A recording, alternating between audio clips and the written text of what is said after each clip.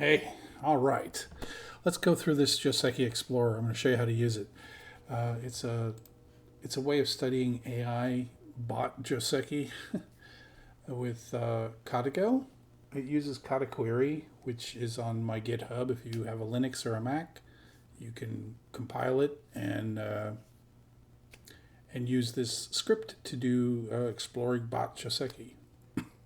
But this is how it works. There's this quad focus switch here that switches it from the full board to just a corner area. And you can pick which area you want. And this is useful because if you have a game that you're reviewing, then you can pick whatever corner you want to study. And also, you can use this sort of obliquely to see what kind of changes happen as the stones change on the board. So you can see that this will tell you that the choices are different as the whole board situation changes. So that's kind of interesting. It also has sequences here. It'll just show you the top continuation of a particular starter move, in this case one, and you can flip through the sequences depending on the beginning starter move. It's kind of nice.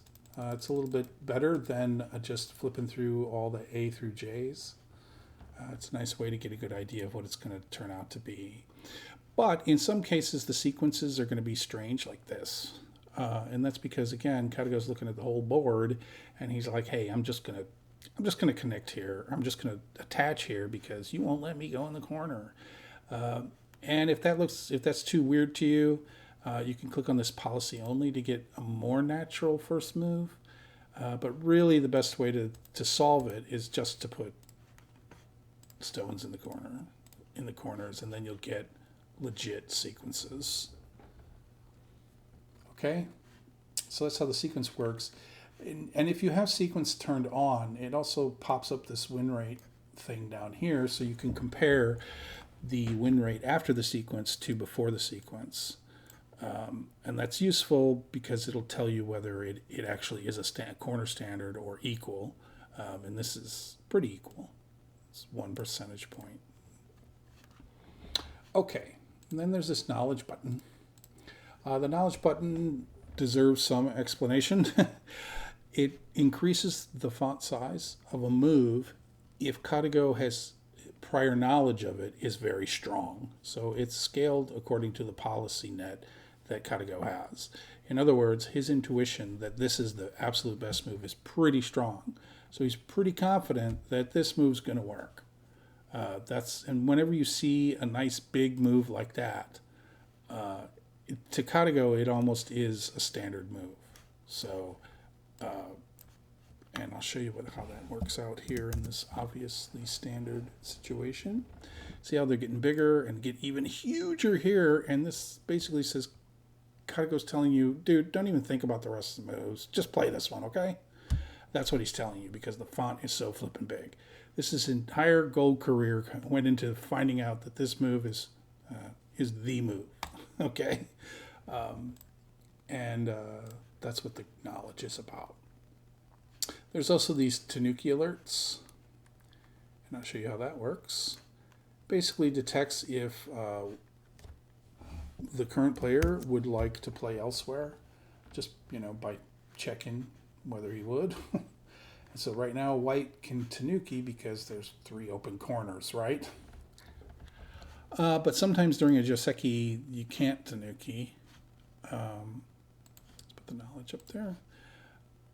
Right, so it's not time to Tanuki yet, not time, but now it is. Now black can Tanuki.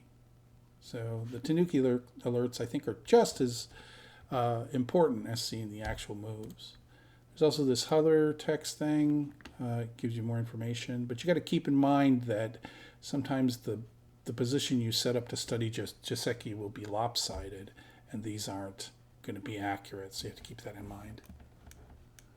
So one of the caveats about studying this with KataGo is that KataGo doesn't see it locally. He sees the whole board, so the whole position.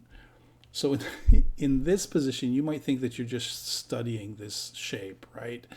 But KataQuery sees that there are 3 open corners and black passed ones.